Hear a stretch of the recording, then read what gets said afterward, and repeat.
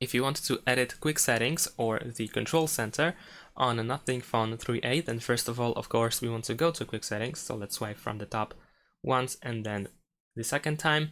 Over here we have our control center, and in order to edit it, we need to press this pen icon on the right side that is above the brightness bar. So if you tap over here, we have the option to change pretty much anything over here. So we can, for example, expand the button.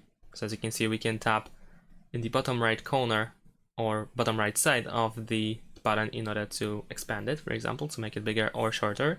We can remove anything by simply tapping on this minus on the top right side. And then of course we can tap to immediately add it, or you can press and hold and then drag it anywhere and place it anywhere in the control center. And that is essentially it. So once you are done, we can just tap anywhere outside, I believe, or actually we need to use this arrow over here, or we need to hide this. Yeah, so we can hide the edit panel in order to stop editing. And also there is this icon that looks like a clock but with an arrow, which allows you to reset quick settings to default layout. Thanks for watching, leave a like and subscribe to my channel, and see you in my next videos. Bye!